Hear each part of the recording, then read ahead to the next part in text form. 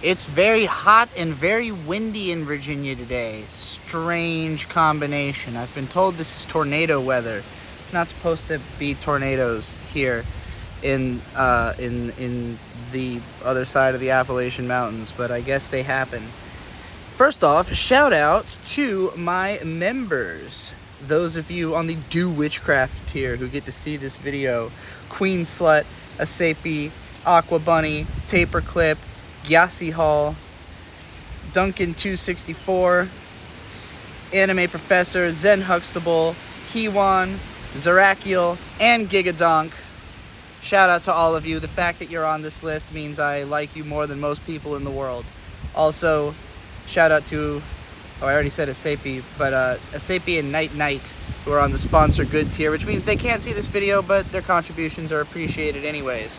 So what this is about is a new mind virus that we've all become aware of, and I think we're all starting to rebel against, which is it's not that deep. It's not that deep, bro. It's just not that deep. Now, I made a video years ago, God, probably close to a decade ago by now, called Turn Your Brain Off. And this is just the euphemism treadmill of turn your brain off. I killed that term. Now I have to kill this one too. They're just going to come up with another one. But it's people who don't like to think. People who hate thinking. People who don't like what thinking will cause them to have to do. They are really trying to avoid doing it at all costs. This is a gaslighting technique. This is just flat saying it's not that deep is lying. It's always that deep. Depth isn't something you do on purpose. It's not something that you just invent. It's just there. It's always that deep. It is never not that deep. There's no such thing as it not being that deep. Now, if you're saying it's not that deep in response to someone giving an incorrect analysis, that I understand. It's not the best choice of words, but if somebody's like going on and on about something and they're just inaccurate, the problem is not that it's not that deep, it's that you're at the wrong depth, or you're in the wrong pool, you're at the, you're diving in the wrong area. There's other ways to say it, but it's not that deep, it's just not true. Again, it's always that deep. And I can literalize this. I can take this away from the conceptual space, right? In like the physical realm. You can keep zooming in closer and closer and closer and closer and discover that actually, there are smaller and smaller bits comprising everything that you see, right? Like if you zoom in on your skin far enough, you're going to realize that it's not solid. Like it looks solid. It's solid by the definition of the word solid in terms of like how we use it contextually. But if we literally mean solid to be like there is no space there, that's just not true. There's just very little space there compared to what there is in a gaseous form or a liquidous form. And if we're talking liquid, like even though liquid literally isn't solid, by the way that we use the word solid, liquid would be considered as solid, even though like liquid is a lot of air in it, like compared to, again, a solid. But there's still air inside of a solid. There is still room for the molecules to move. So you see what I mean? It is that deep. When somebody says it's beyond, it's more than just surface level. It's more than skin deep. Like, depending on how you look at it, if it's infinitely deep. It's infinitely deep in all directions. So, like, when someone tries to convince you it's not that deep, it's because they don't want to look that deeply at it. And I think it's not that deep is in many ways even worse than Turn Your Brain Off. And I think that's why it has succeeded, where Turn Your Brain Off has kind of disappeared. Because the argument I made about Turn Your Brain Off was that I can't. Like, I don't understand how that is done. I don't know what people mean. And I think I've come to realize that what people really mean when they say turn your brain off is just stop focusing on the negative. That's what they really mean. Because I don't think anybody truly turns their brain off. It's just they're talking about what they're focusing on. They're not literally thinking nothing. They're just not thinking deeply about certain aspects that could be considered and thought deeply about. And like, I've really come to appreciate, like, the kinds of people who use that phrase. Like, some of them are saying turn your brain off to tell you to stop judging a thing that they like. But I also understand to an extent, if I watch something with my mom, for instance, she cannot help herself but to find something to complain about in everything she watches. And for me, as somebody who understands how difficult it is to make something good, I've become a lot more sympathetic to the circumstances of how things are bad, why things are bad, And so when I hear someone complain about the one bad thing out of what is otherwise takes a tremendous amount of effort to even make as good as it is, it kind of feels like, well, you're missing the forest for the trees here. You're fixating on just a couple of negative things that do drag down the overall experience, but there wouldn't even be an overall experience if there wasn't so much, talent and effort that had to be poured into making the thing exist at all. And so, like, my argument in my old Turn Your Brain Off video was essentially like, sometimes it's just too much. Sometimes there's too much to think about that is distracting and not enough intrigue to think about to keep me there. And I think that back then I blamed the shows more for that, and now I blame myself more for, like, watching something I shouldn't be. Like, I just think it should be obvious to you if something is going to be to your taste. And I very much made the argument of, like, drop stuff immediately, and also, like, judge it by the cover sometimes if the cover makes it really obvious that it's gonna suck. But, like, you also need to be open to try out things that maybe it doesn't look like it would appeal to you innately, but you also have no reason to think it's going to suck, like... With something like the Asterisk War, like, the point I made in that video was, like, this is obviously gonna suck. It's just obviously gonna suck for me, It's obviously not something I should watch, and I wouldn't have if not to express why it is so obvious that it's not something I should watch. And then after that point, I stopped watching things that I obviously shouldn't watch, So, so for me, in a way, I did turn my brain off in the sense that I stopped watching things that would make me go into that hyper analytical mode. Like, it, I understand that sometimes you feel like you have to watch something because everyone's talking about it and you have to have an opinion, but you don't. It's a waste of time. You can just go consume something you actually like.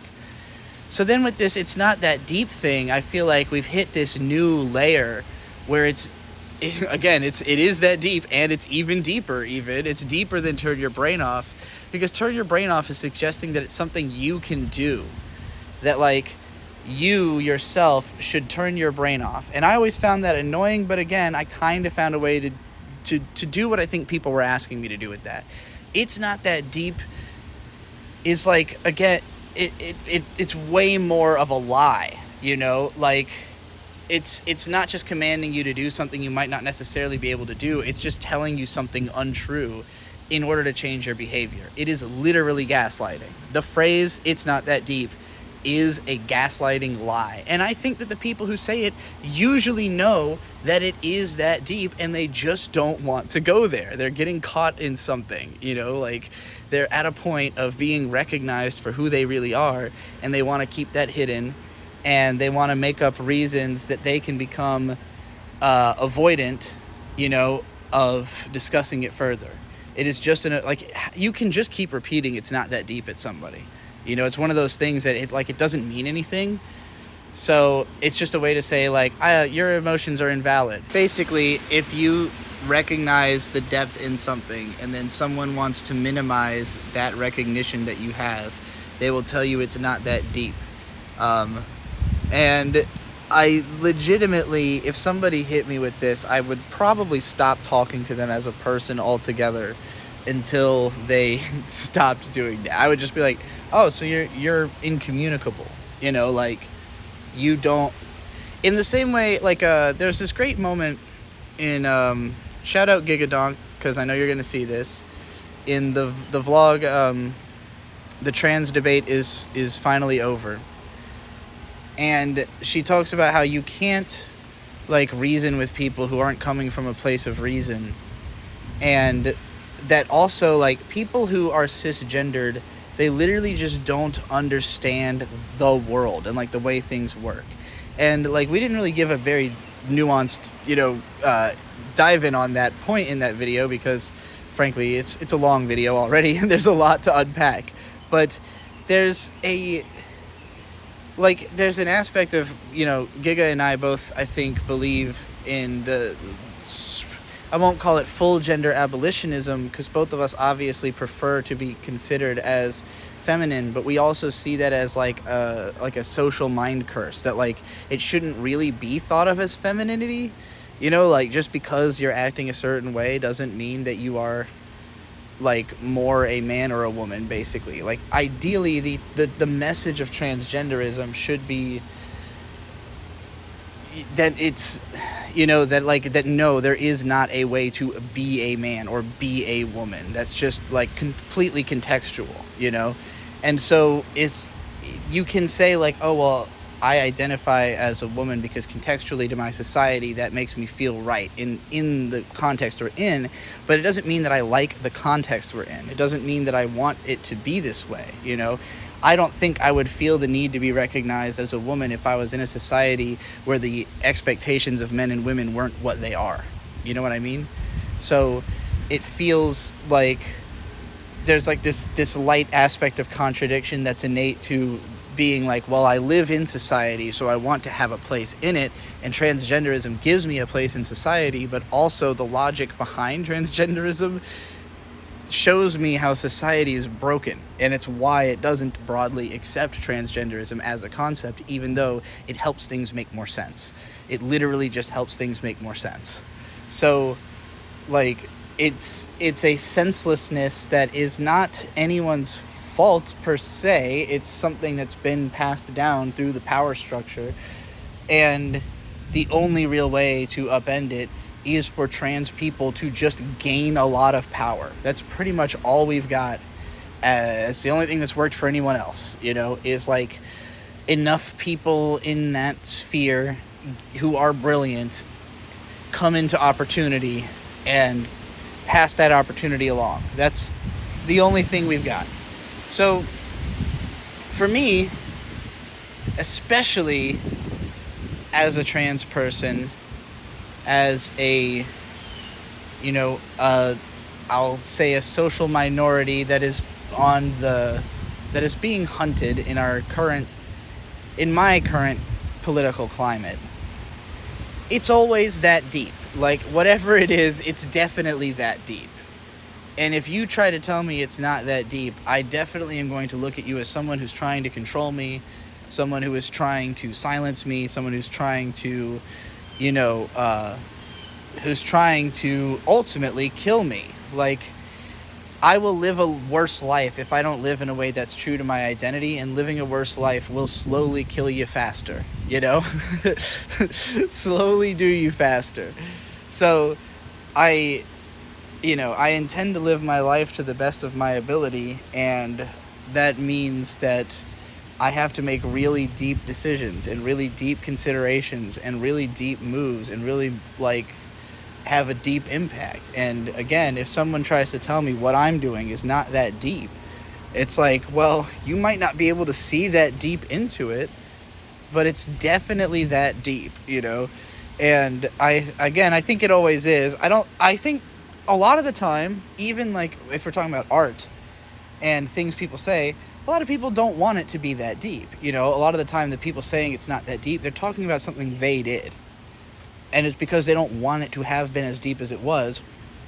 Because again, that requires them to actually think and consider everything they do. And a lot of people really, I'm not even going to say it's like they don't have the patience or the space for it. Like, they literally can't. The space is the right word, actually. They don't have the space for that in their life. Like, again, the systematic oppression of the entirety of everybody,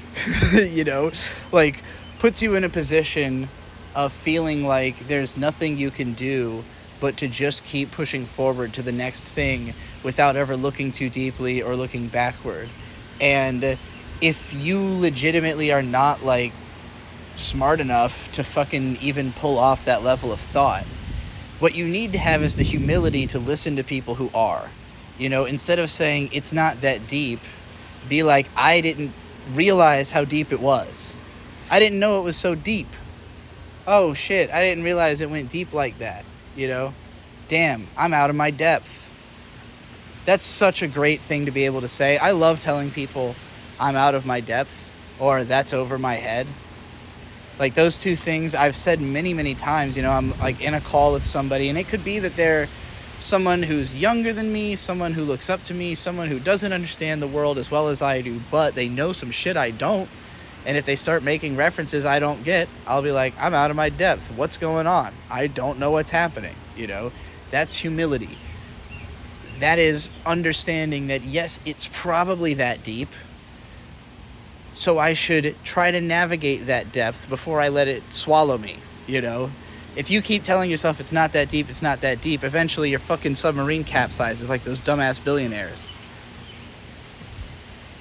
Alright, well, that's a funny place to end this, I think. Thanks again to all of my members. You're all great. I've already made $60 in membership signups, so that is tremendously more than this couple of vlogs would have made just existing in and of themselves. So I would say that this is a strong working model so far. If y'all can help me to pull in more like you, tell everyone how cool the members only videos are. Spread some jealousy is what I'm trying to say. Get people jealous. Be like, damn, those members only Trixie vlogs changed my life.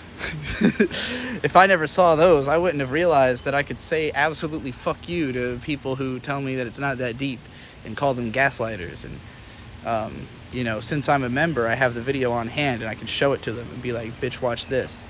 All right. Thank you. Good night.